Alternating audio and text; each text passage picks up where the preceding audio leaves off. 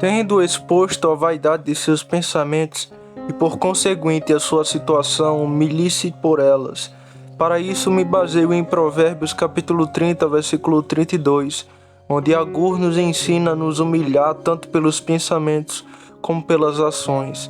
Se procedeste insensatamente em te exaltares ou se maquinaste o mal, põe a mão na boca. Ora, assim como bater na coxa significa arrepender-se, envergonhar-se e entristecer-se em Jeremias capítulo 31, versículo 19. Pôr a mão na boca significa maior e mais profunda humilhação, mostrando plena convicção de culpa por parte de alguém. Paulo diz, para que se cale toda a boca. Romanos capítulo 3, versículo 19. É não ter nada a dizer, nem alegar e se desculpar dizendo que os pensamentos são livres e é impossível se ver livre deles. Mas para que te lembres de te envergonhares e nunca mais fale a tua boca soberbamente. Ezequiel capítulo 16, versículo 63. É servil e não responder, como em Jó capítulo 40, verso 4. Isso é colocar sua mão na boca, isso é se humilhar. E de fato há muita razão para isso, pois seus pensamentos são os primogênitos e filhos mais velhos do pecado original. São, portanto, a sua força, como Jacó chamou seu primogênito Rúben. São também os pais e progenitores de todos os outros pecados, seus irmãos, os primeiros conspiradores e planejadores em todas as traições e rebeliões de nossos corações. São os abanos e incendiários de todas as afeições desordenadas, os alçoveiros de todas as nossas luxúrias, que usam de astúcia para cuidar da satisfação delas. São os perturbadores em todos os bons deveres, os interruptores, roubadores e as moscas de todas as nossas orações, que as fazem cheirar mal nas narinas de Deus. E se a obiosidade deles não o comover, considere o número deles, pois são contínuos, o que faz nossos pecados mais numerosos que a areia da praia. Os pensamentos do coração de Salomão eram como areia, e assim são os nossos.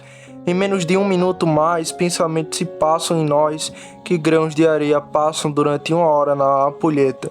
Suponha que, tomados na sua multidão, eles sejam os menores e menos importantes de seus pecados. Contudo, sua multidão os faz mais pesados que todos os outros. Nada há menor que um grão de areia, mas se houver um monte deles, não há nada mais pesado. Jó diz, minha queixa pesa mais que a areia dos mares. Jó 6, verso 3. Suponha que eles fossem em si apenas como centavos em comparação com corrupções mais grosseiras.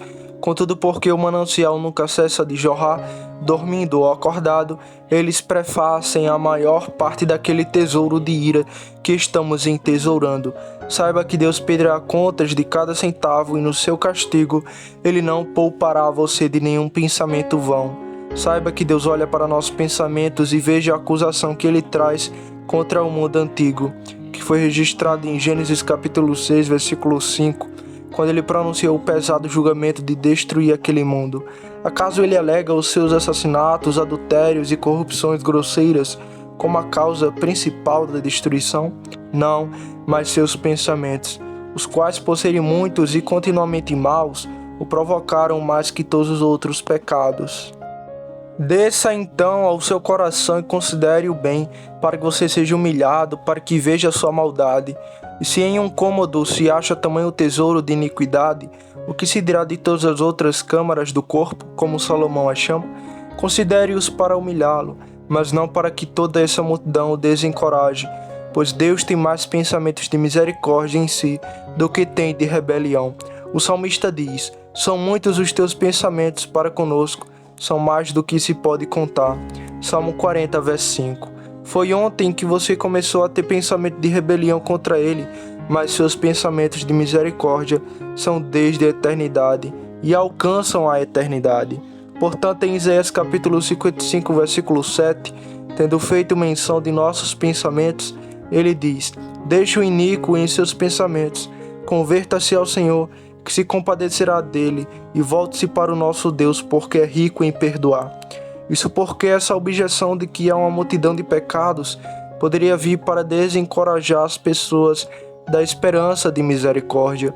Portanto, ele de propósito acrescenta que é rico em perdoar, e para nos assegurar que ele tem pensamentos de misericórdia que ultrapassam nossos pecados, acrescenta: porque assim como os céus são mais altos do que a terra, assim são os meus caminhos mais altos do que os vossos caminhos, e os meus pensamentos mais altos do que os vossos pensamentos. Segunda aplicação: tenhamos sempre consciência de nossos pensamentos. Assim fez Jó quando disse: fiz aliança com meus olhos, porque pensarei em uma donzela. Salomão dá um encargo especial: acima de tudo guarda o coração. Provérbios capítulo 4, versículo 23. Primeiro, você deve guardar santo o dia do Senhor. A você mesmo incontaminado do mundo, guardar seu irmão, guardar todos os corações, e neles seus pensamentos, pois esse é o grande mandamento, porque se estende como um fundamento para todos os outros. Pois assim como no nosso mandamento, que se proíbe o homicídio, também se proíbe o pensamento malicioso também. Se você guardar os pensamentos, você virtualmente guarda todos os mandamentos. Assim como é dito que o pecado original é proibido em todos os mandamentos, também são proibidos os pensamentos se tem para produzi-lo. Segundo, porque dele procedem as fontes da vida. Pensamentos e afeições são a fonte e os discursos e as ações. Como são nossos pensamentos, assim são nossas afeições, pois essas são os costumes daquele. Também se dá o mesmo com nossas orações e com tudo mais, pois os pensamentos estão na alma como o espírito está no corpo. Eles correm por toda a alma, movimentam tudo, agem em tudo. Terceiro, se você olhar para Deus, nossos pensamentos são aquele pedaço de chão que ele proclama como sua propriedade particular. E uma de suas grandes reivindicações é que ele os conhece e os julga. Reis tentam governar suas línguas, prender sua mão e reger suas ações. Só Deus governa seus pensamentos. Por meio deles, nós principalmente os santificamos em nossos corações. Por meio deles andamos com Deus. Não atentaremos para isso? Quarto ponto. Se você olhar para a obra e poder da graça, onde ela reside, senão em trazer cativo todo pensamento à obediência a Cristo? Essa é a glória de nossa religião, acima de todas as outras no mundo, onde reside essa dificuldade, sua rigidez, o que a faz tarefa tão árdua, senão a observância e guarda dos pensamentos, onde reside a diferença entre os cristãos de coração sincero e os outros, senão em guardar nossos pensamentos, sem o que a religião não passa de exercício corporal. Os papistas podem balbuciar suas orações e os hipócritas podem falar, mas isso é a verdadeira piedade. Quinto ponto. Se olharmos para as coisas com que temos cuidado, se temos cuidado com o que falamos, porque Cristo diz que responderemos por cada palavra frívola, porque também, pela mesma razão, não nos importaríamos com os pensamentos, que são as palavras da mente? Apenas lhe falta uma forma para que seja audível aos outros, algo que a língua se ocupa. Por isso você responderá por eles tanto quanto pelas palavras, conforme Hebreus capítulo 4, versículo 12. Se você tem cuidado com quem são suas companhias, e quem você abriga em sua casa e quem é seu amigo íntimo, então muito mais cuidado deve ter com seus pensamentos. Eles se abrigam em seu coração, que não é a sua casa, mas a casa de Deus, construída para Ele mesmo, Cristo e a sua palavra nele habitar. O mesmo vale para as coisas que você pensa ter a mais íntima comunhão e contato com você. Portanto, quando você pensa na palavra, é dito que ela fala com você. Provérbios 6, versículo 22. Se você é cuidadoso com o que come, porque isso pode prejudicar a sua saúde, então seja cuidadoso com o que você pensa, visto que os pensamentos são o alimento da alma, como Cícero o chama, comer tua alma. Diz Jeremias quando fala sobre meditar nelas. Sexto ponto. Se você olhar para os desfechos das coisas, qual será o assunto do grande inquérito do dia do julgamento? Os pensamentos e desígnios, conforme 1 Coríntios capítulo 4, versículo 5. Depois do dia de julgamento, os pensamentos dos homens serão seus maiores carrascos. Quais são os açoites com que Deus lhe chicoteará por toda a eternidade? Seus próprios pensamentos. Pensamentos de acusação com os quais se examinará cada pecado, e cada um deles será um punhal. O tormento do hipócrita é meditar sobre o terror, examinar a ira de Deus, a bem-aventurança dos santos e seus próprios pecados e miséria. Remédio contra os pensamentos vãos. O primeiro é ter o coração equipado e enriquecido com um bom estoque de conhecimento santificado e celestial nas verdades espirituais e celestiais. Pois um homem bom, diz Cristo, tem um bom tesouro em seu coração. Mateus capítulo 12, versículo 35. Ou seja, ele tem todas as graças, muitas verdades preciosas, que são como ouro ao menineiro, que seus pensamentos como a casa da moeda cunha e molda, e a palavra traz à luz. Um bom homem do bom tesouro de seu coração retira coisas boas. Se, portanto, não houver minas de verdades preciosas escondidas no coração, não é de se espantar se nossos pensamentos nada cunharem senão escória, lama e pensamentos vãos, já que matérias-primas melhores que deveriam alimentar a alma estão em falta. Diz então Salomão: os ímpios forjam, cunham ou martelam a impiedade. Provérbios capítulo 6, versículo 14. É assim que Júnior lê esse texto. Ou se as pessoas têm reservas de conhecimento natural, mas lhe falta conhecimento espiritual útil, embora na companhia de outros tragam boas coisas para as conversas, quando estão sozinhas, esses pensamentos não estão com elas. Quanto a este ponto, veja a passagem de Deuteronômio, capítulo 6, versículo 6 ao 7, que mostra que guardar a palavra no coração e ter constante intimidade com ela e extrair conhecimento dela são meios eficazes de guardar nossos pensamentos bem exercitados quando estamos sozinhos. Pois o fim para o qual se ordena que essas palavras da lei sejam guardadas no coração é, além de ensiná-las a outros, que elas ocupem nossos pensamentos quando estivermos isolados e sozinhos, quando alguém não tiver nada a fazer senão meramente exercitar sua mente com a atividade de pensar. Pois quando uma pessoa estiver cavalgando ou andando, ou se deitando ou levantando, que com frequência geralmente são nossos momentos mais solitários para os pensamentos, totalmente gasto neles, pois muitos cavalgam sozinho, deitam sozinho. Contudo, então ele diz: você deve falar acerca da palavra.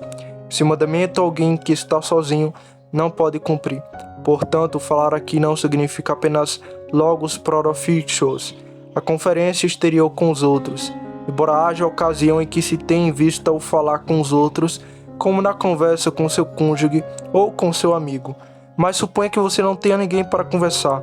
Então converse sobre a palavra consigo mesmo, pois os pensamentos são um falar com a mente. Esse é o caso ao se comparar Provérbios 6, versículo 22, com essa passagem pela qual ele será bem interpretada, pois Salomão, exortando ao mesmo dever de atar a palavra ao coração, usa este motivo que é seu fruto: quando acordares, falará contigo. Isto é, por você pensar nela, ela falará com você quando você estiver sozinho. De modo que você não precisará de uma companhia melhor, ela estará presente lhe sugerindo algo. Segundo, esforce-se para preservar e guardar afeições vivas, santas e espirituais em seu coração e não permitir que elas esfriem. Não abandone seu primeiro amor, nem o temor, nem a alegria em Deus. Se você se tornou negligente, esforce-se para recuperar suas afeições, pois seus pensamentos serão necessariamente conforme as suas afeições, e elas inclinam a mente para pensar nos objetos que lhe agradam e nela somente. Portanto, Davi diz: como amo a tua lei, é a minha meditação de dia e de noite. Salmo 119, 97. Era seu amor por ela que o fazia pensar nela frequentemente. O mesmo vemos em Malaquias capítulo 13, versículo 16. Os que temiam ao Senhor e os que lembram o seu nome são as mesmas pessoas, pois frequentemente pensamos naquilo que tememos e falamos ao seu respeito. Por isso se acrescenta que eles falavam uns aos outros. O temor os fazia pensar bastante em seu nome, e o pensar os fazia falar sobre ele.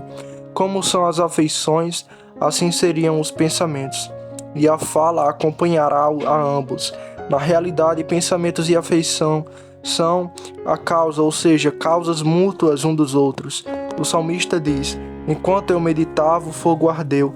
Salmo 39. Então, os pensamentos são os abandonos que atiçam e inflamam as afeições, e elas, quando inflamadas, fazem os pensamentos ferver. É por isso que os novos convertidos a Deus, tendo novas e fortes afeições, podem pensar com mais prazer sobre Deus do que os outros. Terceiro, de todos os temores, certifique-se de que seu coração seja possuído com profundos, fortes e poderosos temores e impressões da santidade, majestade, onipresença e onisciência de Deus. Se quaisquer pensamentos tiverem poder de assentar-se, fixar-se e operar na mente humana, são os pensamentos sobre Deus. Qual é a razão de os santos e os anjos no céu não terem nenhum pensamento vão por toda a eternidade, não sofrerem nenhum ataque súbito? A presença de Deus os fixa, seus olhos nunca se afastam dele. Pegue um indivíduo atrevido, extravagante ou ofegado e o coloque na presença de um superior a quem ele teme e reverencie, e veja se ele não ficará sossegado. Jó, portanto, tinha tanta consciência de seus pensamentos que não ousava olhar torto, conforme Jó 31, verso 1 ao 2. Porque Deus está vendo, ele diz. Quando também, isso também sossegou e prendeu os pensamentos de Davi, no Salmo 139, verso 1 ao 12. Ele manifesta as contínuas apreensões que tinha da grandeza, majestade e onipresença de Deus. Que efeito isso teve? Quando acordou, estou diante de ti. Verso 17. Veja que os objetos que têm impressões mais fortes e profundas na mente são aqueles que uma pessoa pensa primeiro ao acordar. Os pensamentos que Davi tinha a respeito de Deus tinham tão fortes impressões que mesmo quando estava acordado, elas estavam com ele. Portanto, descobrimos por experiência que um meio de evitar distrações nas orações é alargar os pensamentos de pessoa em sua preparação, antes ou no início da devoção, com a consideração a respeito dos atributos de Deus e de seu relacionamento conosco. E isso irá nos tornar sérios. Quarto, faça isso especialmente quando você acordar, como fez Davi naquele salmo. Quando acordo, já estou contigo. Para impedir os gases que surgem devido ao estômago vazio, as pessoas fazem uma boa refeição pela manhã para alimentar o estômago. Da mesma forma, para prevenir os pensamentos vãos, ruidosos e fúteis que o coração naturalmente produz e que surge do vazio. Encha seu coração logo cedo com pensamentos sobre Deus. Desça até a adaga divina. Quando você fizer isso, observará que logo que abre os seus olhos há muito pretendente querendo sua atenção, buscando falar com seus pensamentos, como se fossem clientes do escritório da advocacia, muitas vaidades e assuntos. Mas fale com Deus primeiro, pois Ele lhe dirá algo para que seu coração se firme o dia inteiro. E faça isso antes que a multidão de assuntos lhe atropele sobre você. Foi dito que a respeito de alguns pagãos, que eles adoravam como seu Deus durante o dia inteiro, o que primeiro viam de manhã. O mesmo acontece com os ídolos dos corações humanos.